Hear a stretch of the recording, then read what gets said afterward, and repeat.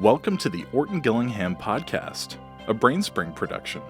Today, we'll speak with special guest Maryanne Wolf, a renowned scholar and director of UCLA's Center for Dyslexia, about her research on the reading brain, how digital technologies are affecting our brains, and what we can do to prepare young children for an increasingly digital world.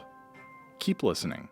Well, Maryanne, thanks so much for coming on and talking with us. We're going to have kind of just a very kind of freewheeling discussion with you. I mean, we just want to talk with you and kind of just pick your brain a little bit and learn a little bit more about all, your research and everything that you've done.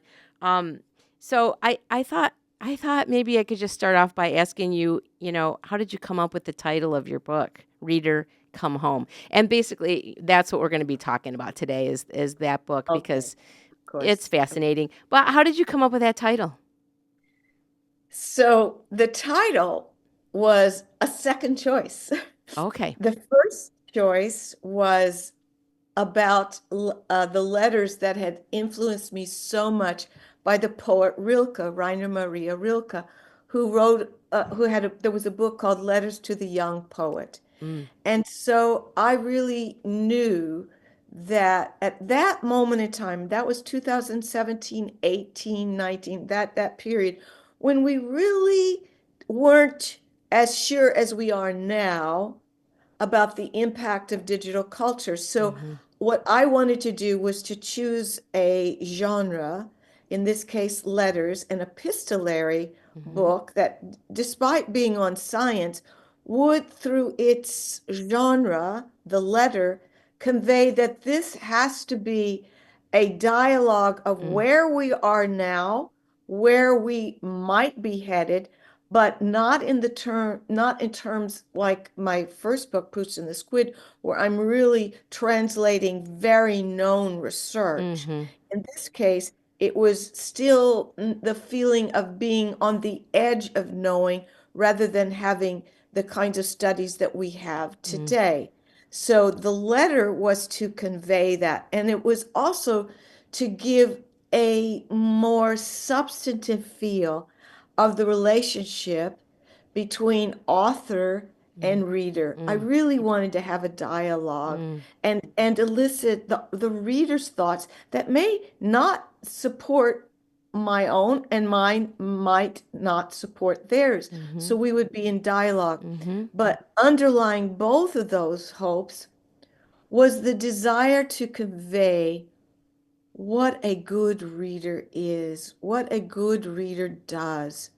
And so the idea that I would be eliciting the deep reading processes, I thought would happen more if we had that letter as the genre. So my first title was Letters to the Good Reader. And then the publisher said, no one knows who Rilke is anymore. And you've got to be kidding. Where has education gone that some of our world's most important poets have gone missing in terms of education? But they said, no, it would just be too small a group. So then I thought, well, what else am I really wanting them to have? I wanted to put good reader in the title, but since they had, the editors in their wisdom or lack said no, I thought, okay, reader, what do I want you to do with this book? I want you to come home to your own best reading self. Okay, so that's where home is. That's where I wanted people to go to with this book. Every single person has a kind of sanctuary, whether they have lost it or never developed it sufficiently. I think the good reader has that home, and I wanted them to return to it. So Reader Come Home was the reading brain in a digital world, was my way of putting two ideas together, that we can't lose that, we must preserve it, but that because of digital affordances, we might have gone a far distance from that home because we're just skimming away and we're not immersed in Yes. the way that that home Mm. gives us. The Mm-hmm. immersion of reading takes us to that home, that sanctuary, that place of what Gitchen, the novelist, calls the place of interiority. So Mm. home is the place of interiority, Mm. the sanctuary, the nest, if you will. For Mm-hmm. children, I call it a reading nest. Yeah. I mean, Um, we need to be that's the transported. story. The Yeah. story is really not my first title. It was my second. Mm. It's a great title, though. It It is is a great great. title. I accepted that people would not necessarily know who Rilke was, Yeah. but that still saddened me. Yes. Yes. So if you haven't read the book, I mean, it's not a commentary on one way versus another way necessarily. I mean, Right. it because you acknowledge that we are where we are, and we're going to Yeah. have to accept that this digital world is here upon us, right? Mhm. But so I do like the way in the end you kind of tie it all together. But I really was intrigued by you know, the whole idea of being, transported right into the text and ideas like you call it passing over, Passing over, exactly. passing over, and so can you talk to us about what is Yeah. passing over? It's such a beautiful term, and it's not used in the world of reading very much. It actually originated in the world of theology by um, the narrative theologian John S. Donne. Mm-hmm. And it's interesting, he has a poet's name, Mm, but he also has a poet's heart. mm, He's a theologian who died not that long ago, who in an accident, I will always hold him in my heart because he inspired so many people to think that part of our most beautiful human capacity is our ability, especially through reading. And he did some work on reading, but it's different from mine, but it certainly influenced mine.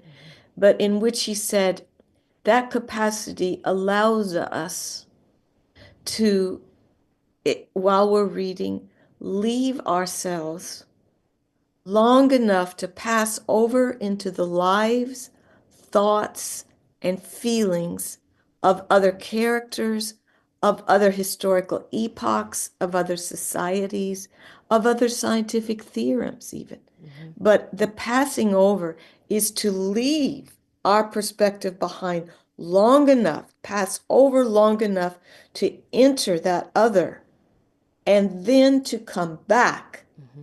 enriched Mm, with another viewpoint that either supports, challenges, or pushes our own, but definitely we're changed. mm, So passing over is a mechanism of change, if you will. It's a mechanism for me of empathy. mm, For me, passing over is our transmission device, if mm-hmm. you will. And it is a requirement of passing over that you truly begin to understand other. Mm-hmm. Now, other in this moment in time has become so burdened with negativity. Mm-hmm. And I remember in an interview that I have quoted before, former President Barack Obama visited the great American novelist Marilynne Robinson, Mm-hmm. and he wanted to meet her and talk with her because he said she is an ambassadoress, basically, of empathy. Mm, She teaches people what it is like to be these others. And she looked at him, and remember, this is years before I think the enmity associated with others has become so prevalent in society. This is before then. But what she said was portentous, I think you would say, or prescient, because she said the greatest threat to democracy is the association of others with enemy. And I see that statement, and I'm paraphrasing it. She said, she always says everything more beautifully than I could paraphrase. But I think of that statement today when I see instance after instance of people worrying about others because they either disagree or they are different in any possible way different. And there has been almost an embodiment of Marilyn Robinson's fear in that we are being told that, let's just say, here I am in California, where so many of my students are the children of migrants, the children of immigrants. You cannot be in UCLA campus without feeling you are at a UN meeting. All the languages and the beauty of all the different bodies and faces. It's extraordinary. But some of those students right now are desperately worried about their families being deported.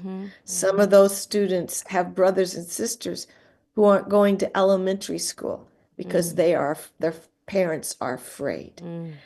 The idea that passing over is one of our most important vehicles for our children and ourselves to pass over into the lives of others and to have empathy for that otherness is so essential for society today. I won't probably have either the courage or it won't even be accepted, but I write letters to newspapers, most of them, by the way, in the Midwest, and they're they're always ignored, but they're about empathy. Yeah. The only funny thing is that I did write one to Indianapolis where my sister lives, and I can't even remember the name of the newspaper, but it seems like there are two newspapers. And I sent this whole thing on empathy and, how our society needs not to be polarized, but to understand each other. And it out I had sent it to the whatever is the version of like a porn. Oh, That's It was funny. like Indianapolis Star, Indianapolis Sun, something, no. something out there. Oh, no. Well, So that was okay to be rejected by yeah, them. exactly. And I wanted to ask Maryanne, do you think that the kids are in jeopardy of losing that empathy? And what age level do you think that kind of starts at? I know it's hard to Yeah. delineate a particular age, but where are we at with the different age groups that this happens? You're so astute to ask this question. Now, if you think about your psych courses and your any developmental course, they'll talk about theory of mind, how young children are developing a theory of other, and that is taking place already in the 0 to 5 period, which is much more important social emotionally than people understand. Just as Piaget and Vygotsky wrote about the move out of egocentrism, um, actually, Vygotsky and Piaget, this, I'm feeling like, oh my gosh, this takes me back to child development 001. But they had somewhat different views about how this all this happens, but a move out of egocentrism into the social understanding of our world. And a lot of research today would be talking about that move into which the child begins to have an ever increasing theory of mind. Well, that's the beginning of empathy. And I know from my children that my 3-year-old son, David Wolf Noam, I will never forget that a Radcliffe Child Care Center teacher told me that they were a little worried about David because he was actually too compassionate. Oh. Anybody who falls off their bike, he's right there. He gives Oh. his lunch away, blah, blah, blah. And I thought, oh my God, people are thinking that you can have too much compassion. Yeah, I right. mean, in a 3 and 4-year-old, Right. what universe Yeah. would not Right. celebrate it? I Yeah. mean, they really rightly thought he could go too far. Oh.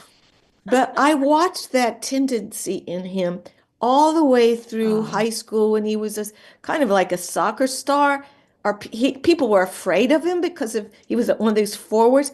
But what I loved is when they would fall down, the opposite team, he would go pick them up. Well, Oh. I thought, that's what, I think some of our children have a natural tendency that's towards other. But I think most of our children, just the motley crew of them, are learning Yeah. who others are. And they're learning in that 0 to 5 period through Frog and Toad, and 5 to 7 and 5 to 10 through Charlotte's Web. Is there anything more beautiful than Charlotte and Wilbur's friendship? Right. Yes. Right. No. Is there anything more wonderful than when the animal characters take care of each other? George and Martha, when George had a golden tooth, I don't know if that's the right way, and then Martha tells him that it's a beautiful tooth. Yeah.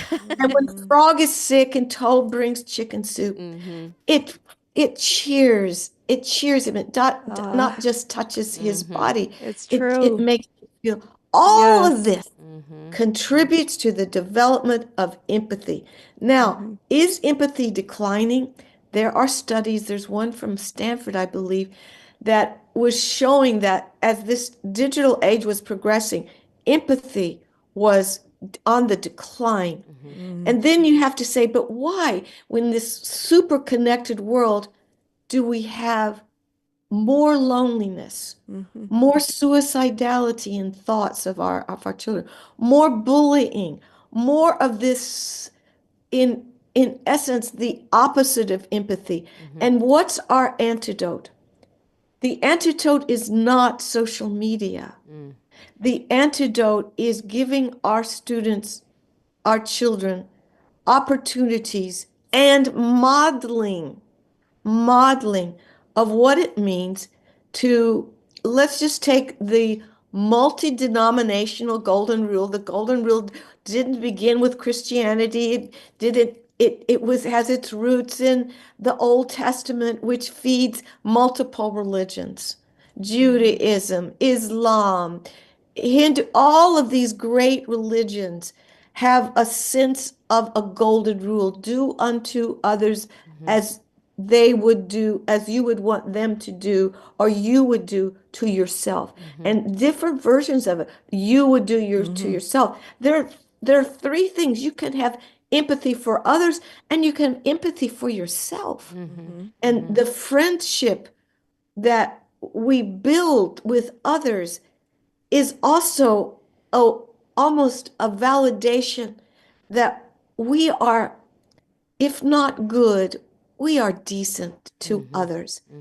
And my letter yesterday that I will probably try to send, and it'll be rejected again, but it's like, America, where are you? You have to wake up to your, and I use my Midwestern roots, by the way. I said, I have never lost the basic values I learned in the Midwest: common sense, decency to others, fairness, a belief in education, an absolute belief in truth and its telling, and the avoiding of lies in all their forms, reverence for God and for the earth. All of these things, fairness, never betraying friends, remembering promises. This is what we learned in kindergarten through grade 12 in the Midwest. Yeah. That's what I learned. Yes. And the article will probably never be seen. So this is the only place I would have it. Oh, good. We get to hear it. What do we want to teach our children? And another title was, what do you want us to teach your children? And then as I am a teacher of teachers. I want those basic Midwest values honored. Yeah. Yeah. From the lowest to the highest level. And if we did that, we would not be polarized. We would be working for shared goals. We wouldn't have machetes to cut budgets. We would look at how anything affects human beings. We would always have to cut, no matter what organization. Everybody has to cut budgets. But to do it with wisdom and care, empathy for how anything affects the lives of others. You know, it's really not rocket science. Right. It's So decent. So Maryanne, I want to think about this all that you're saying here, and I want to you to explain what you think about the digital world and how that is affecting empathy, and especially as far as the reading process goes. You know, Oh, like absolutely. yeah. Absolutely. So how That's one of the biggest topics that I have been studying and researching myself, but in combination or collaboration with colleagues in Europe, the eRead Network, Anne Mang, and there's a whole group in Barcelona. Anne Mangen is in Norway. Salmaran is in Barcelona. Marit Barzilai, Ackerman are in Israel. Tommy Katsir. There's just a whole group there. And then there's a group in Singapore. And then there's a group in the United States. Naomi Barron. I'm just using this in case people want to actually follow up with looking at some of the research by these people. Well, what I have been doing is saying, since Proust and the Squid, by the way, so it goes even further back, the reading brain circuit is plastic. Reading is an invention. There's no gene, there's no one center for reading. Rather, there's a circuit that is developing and elaborating over time. Now, that circuit, my colleague Mary Lou Gornall-Timpania, a wonderful neurologist at UCSF, says, Maryanne, you have to call it a circuit of circuits. Okay, she's absolutely right, because we have genetically programmed circuits for language, different aspects of language, circuits for vision, circuits for cognition, circuits for affect. And so when we are learning to read, we're not just using one circuit. Right. We have built a circuit that connects all these other circuits. So I talk in letter 2 in Reader Come Home about a 5-ring circus. Yes. To think of the brain as this reading circuit, as this 5-ring circus. And that what we as teachers are doing is trying to build that circuit and make it as connected as possible, as fluent as possible. So then it elaborates with everything we read, everything we learn becomes part of that circuit or connected to it. So it's cumulative, that circuit. It's an elaborative thing. Well, that's the good parts. That's the strength. The weakness is that circuit is plastic and will reflect good things like different languages or mixed things like digital medium and other mediums. The reason why that's a mixed story is that the circuit can be used differently according to the medium. Now that is a really deeply embedded thought. The medium will affect it because each medium that we use, print, I'll just talk about print and digital, have what are called affordances. They are characteristics that medium is advantaging the reader with or disadvantaging, depending on your viewpoint.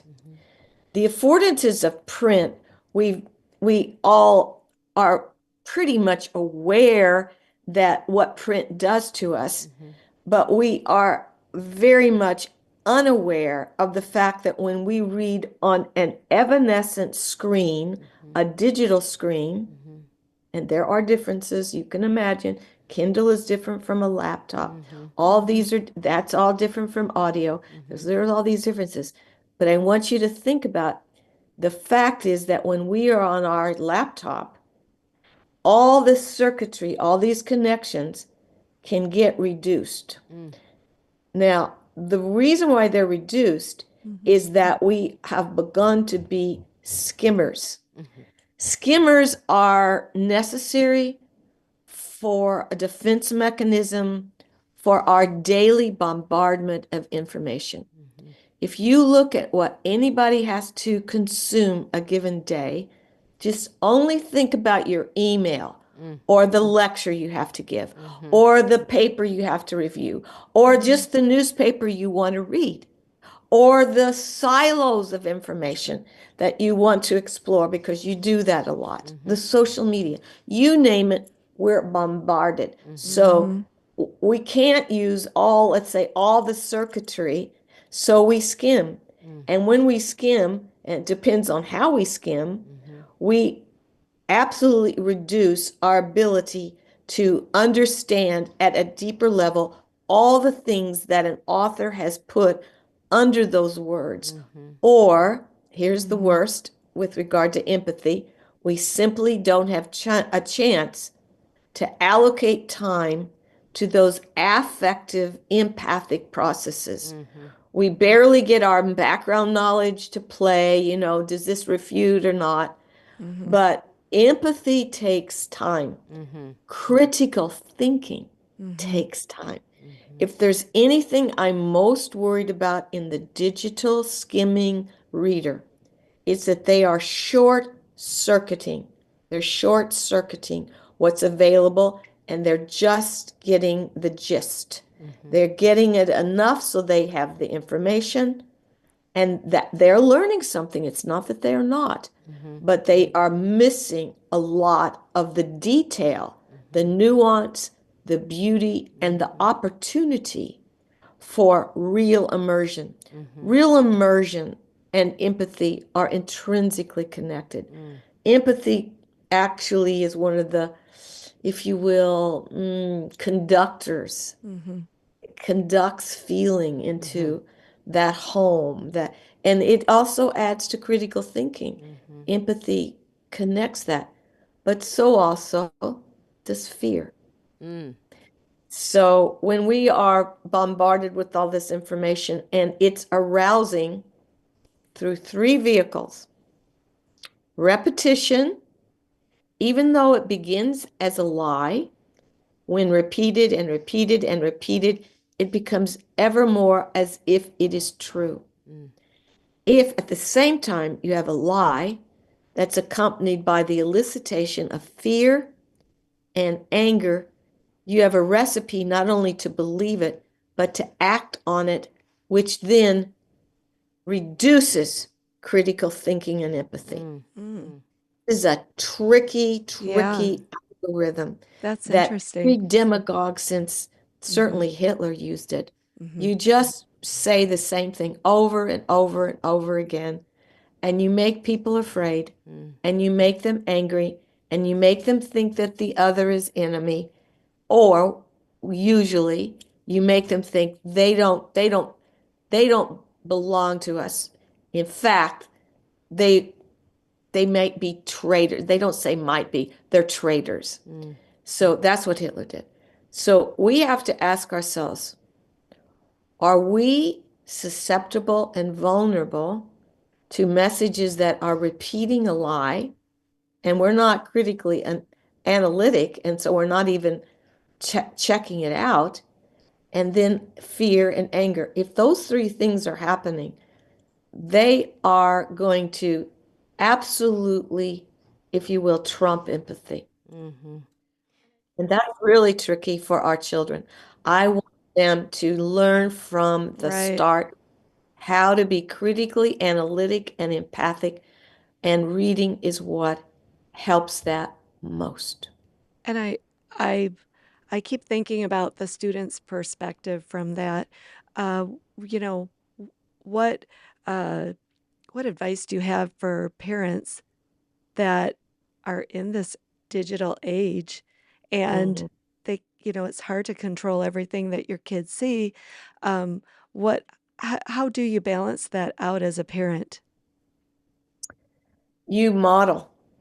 You really need modeling by adults. Mm-hmm. And that's where I worry so much in our political world. The effect of modeling is really a really tough thing to help our children model. And I'll go right back to the Midwestern core values. How do we model those core values in our lifetime? And as parents, what do we do to show what one should do to Mm-hmm. be a decent human being? Mm-hmm. And part of it, modeling, of course, this is me as reading warrior and reading worrier. Read to your children. Read Mm-hmm. to them every night. Yes. And start at 6 months. Don't let a night beyond 6 months go unless you have to without reading to your children. They may not understand a single Mm-hmm. word you're saying when they're 6 months, but they will understand your feeling and they will understand the association between print and love. You know what, So, Maryanne? You said something. I was watching a podcast or something, or listening to a podcast, and I actually read it in Reader Come Home as well.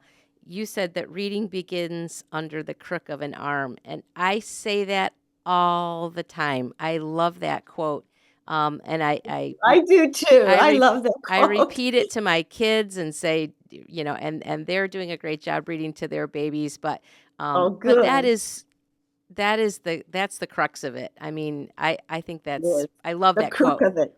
The crook of it. That's the crook of it.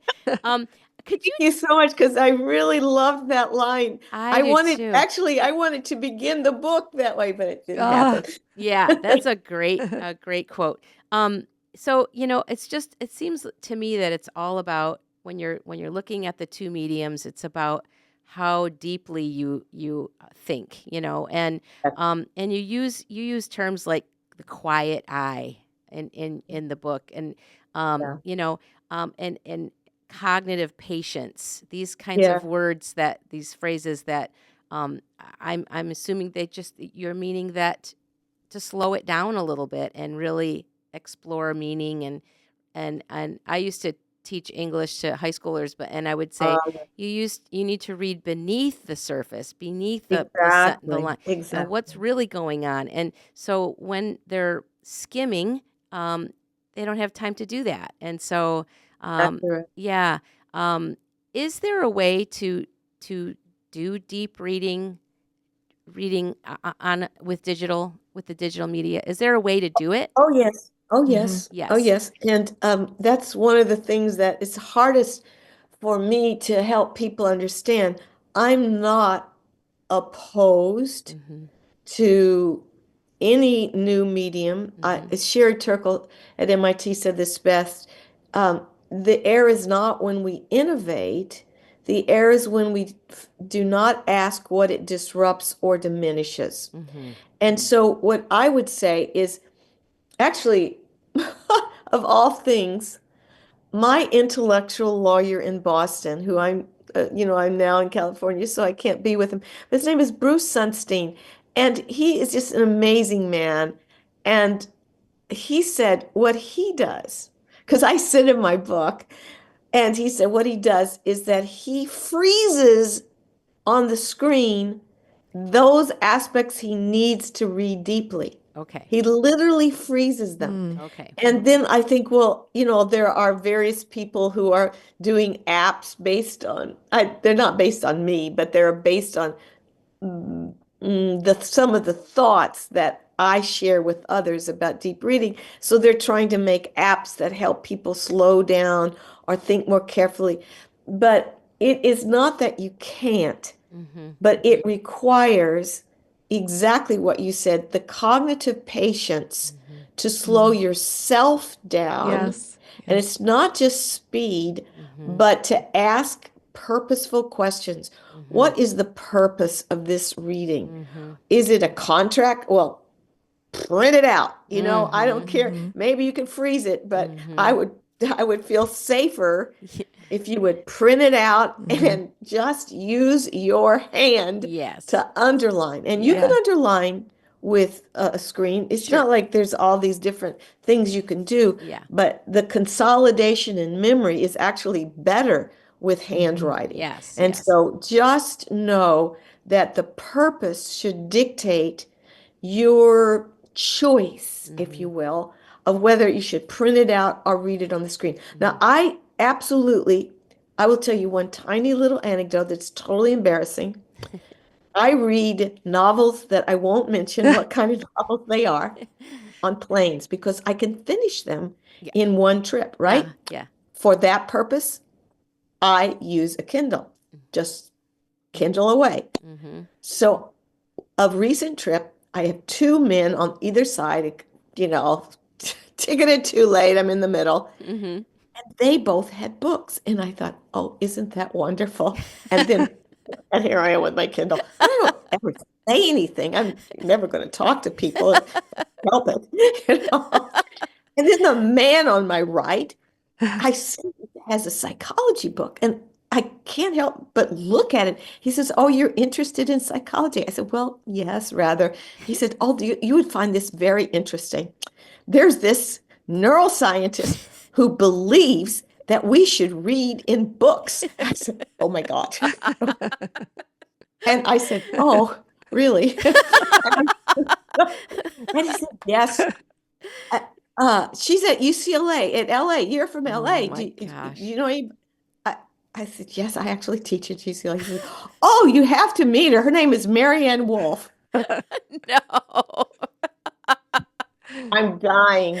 I'm dying. Did you There tell I him? am with my Kindle. There he is with his book. This other guy is listening to our conversation. Oh. And I'm just too embarrassed. Finally, I admit it. You did admit it? Okay. I did admit it, but Yeah. I admitted it with the point that I'm making here. I read that kind of bubblegum novel. Yeah. Mm-hmm. I need it for my nerves. K-drama, Yeah.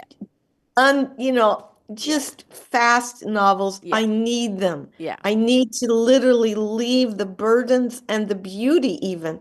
I just want to have a rest. Yeah. Mm-hmm. Yeah. That's when they're great. Mm-hmm. Now, email, it depends. I freeze email Mm-hmm. if I need it or if it's a beautiful letter, I print it out. Mm-hmm. Oh. But by and large, I learned long ago that I'm as bad as anyone else in the way I skim. Mm-hmm. And the skimming was bleeding over into my book reading. Yes. And so I had to learn Yeah. how to ask, what is the purpose? Mm-hmm. How to slow myself down when needed, how to print out and decide what I need. So it's a range. Yeah.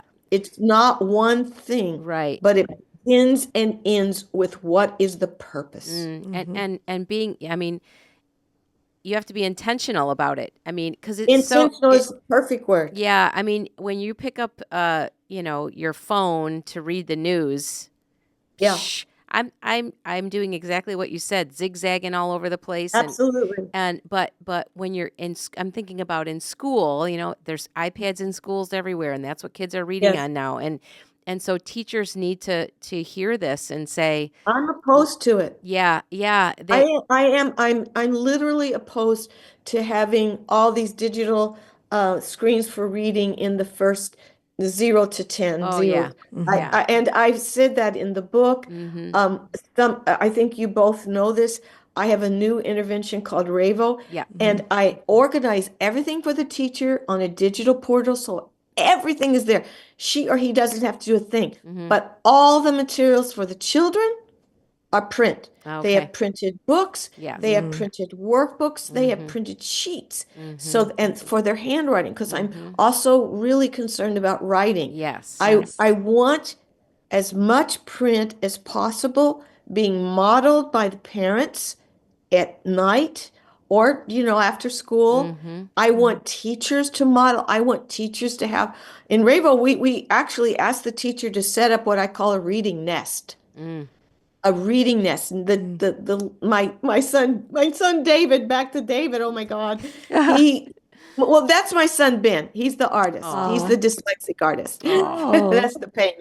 But nice. David Wolf Norm invented a little company called Nido Learning for Oh, Ravo, yeah, sure. and Nido means nest. And what Ah, we are building our little reading nest for the children. oh, So, when they do Ravo mm-hmm. or whatever their school day is, they have a place to go to Go. read Yeah. books, Yes. books. And there's all these different apps that you can tell those teachers they don't have to Yeah. digitize everything. Yes. Yes. Okay. Yeah. They can use digital complementarity things. We're not opposed to that. We have games, Mm-hmm. but not as the vehicle of learning. Mm-hmm. I Mhm. want print. Mm-hmm. And it's most critical before the age of 10. I mean, I most critical. absolutely want them to Yeah. learn to love books. Yes. Mhm. Yes.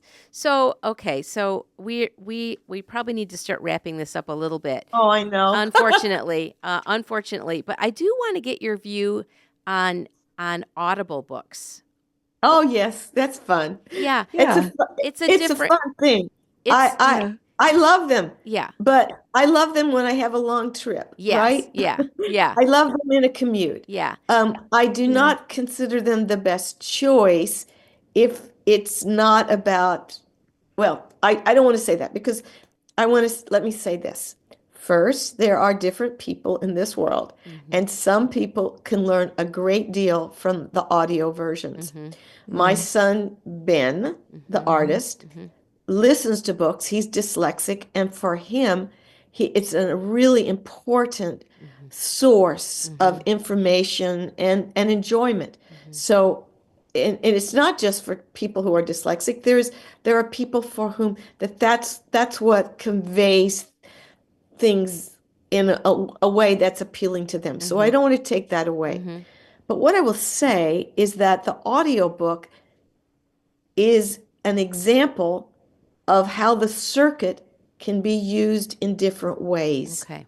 So it's not just digital, Mhm. it can be audio and print. So let's just use those three. Mm-hmm. Well, the Yeah. audio is not going to allow with ease, that's an important phrase, with ease, comprehension monitoring. Mm-hmm. Now, it's not that you can't go back, please. Mm-hmm. You don't. Exactly. So what you miss is the kind of monitoring, safeguarding your comprehension that audio does not, let's say it does not advantage. Yes. It does not advantage memory either. You Mm-hmm. have no way, if you want to remember where something is and go back, it is very You difficult. can't find it. You can Yeah. do the search. Yeah. You can do that search. It's not like you can't do any of this. Right. Yeah. But when I pick up one of the 1,000 books, I'm sure I have more than 1,000 books in this house. Mm-hmm. I can tell you, oh, what I'm looking for is, and I, of course, have in the back pages so that I know my memory's Mm-hmm. limitations, but I still know spatially, oh, it's on the left side, it's Yeah. the bottom of the page, it's about a third of the way through. Yep. We actually have spatial memory and Yes. kinesthetic memory in print that is not there for the audio. Got it. So Yeah. comprehension monitoring, memory. So I would say there are really good things about audio, but for the purpose of really comprehending Mm-hmm. and consolidating in memory, Mm-hmm. it's not as advantageous as Okay. print. Yeah. All right. That makes Purpose sense. is all. Yeah. Intentionality is all. Yeah. Yes. Yes. I think I've learned so much. I know. We could talk to you forever and ever. Yeah. It's Really. been Yeah. so fascinating to read your book, and I just sunk into those pages. I mean, it was Oh, you are a deep reader. I am a very deep reader. If you looked at it, it's just full of notes and I love it. underlining. And also just the very poetic way that you talk about science. I mean, that's unusual, True. but just really, really enjoyed it. So, I mean, do we want to ask this last question? I think so. I Yeah, think it's go a great ahead, Kara. question. Um, so Maryanne, what can the future look like for our children today? As far as reading and Yeah. that goes. There's this line in Tolkien where someone tells Gandalf that his purpose is to rekindle hearts in a world that's grown chill. Mm. And so, what I want to think and believe is that people just like you, people just like me, people who will be listening, will take on a tiny new, if you will, loving responsibility to rekindle hope Mm-hmm. in all of us, to rekindle hearts, and for our children to kindle them from the start, from 0 to 5, from 5 to 10, from 10 to 15. Give Mm-hmm. fresh reason to be hopeful. Last week, I was part of a climate summit with all these wonderful experts and then one panel of our youth from different ages, elementary, high school, college. Their reverence for the earth, to return to that core American value, that reverence for the earth was so buoying to see and feel in them. And they had been taught by parents and by teachers. They had the feelings. They were now embodying knowledge and turning it into action. So I say to all of you who would be listening to this, parent, grandparent, great grandparent, teacher, policymaker, Mm-hmm. let us kindle hope and rekindle hope going forward and never letting go of it ourselves. Beautiful. Perfect. We should say no more. I We agree. can't say any more now. We have to end with that, Maryanne. That was beautiful. Thank you so much. That was really a joy to talk with you. It really was. Thank Yes. you. Thank For you me so much. too. What a Yeah. way to begin the week. Yay, Such a good. pleasure. Thank you Yes. so much. It was a pleasure to be with all of you. Bye, Maryanne. Bye-bye. Before we go, we have a big announcement to make. As some of you may know, March is Reading Month. And this month, BrainSpring ran a promotion inviting educators and parents and students who have been impacted by BrainSpring's programs to submit testimonials about how our programs have made a difference in their classroom or at home or in their community.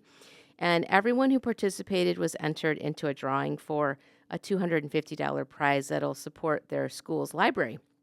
So we've done our drawing, and we have a winner, and the winner is Janine Gresham from Roy W. Brown Middle School in Bergenfield, New Jersey. Congratulations, Janine. We hope this prize makes a difference at your library at Roy W. Brown Middle School. Thanks a lot for participating, and thank you to everyone who submitted their story. We really appreciate it. We enjoyed hearing all of your experiences, and we can't thank you enough. Well, what a great conversation with Maryanne, Esther. Yeah, it was great. We could have talked to her for hours. Forever. Yeah. She's so eloquent. Yeah. And it was fun. It was fun talking to her and learning. And congratulations again to our prize winner. Yeah. And can't wait for our next conversation. Yeah. Have a good day. All right. Talk to you Bye-bye. soon. Okay, bye. Thank you for listening to the Orton Gillingham Podcast, a BrainSpring production. For additional content, please subscribe to our newsletter, visit our website at brainspring.com, or follow us on social media. To submit questions or comments, please email us at podcast@brainspring.com. Your feedback is always welcome.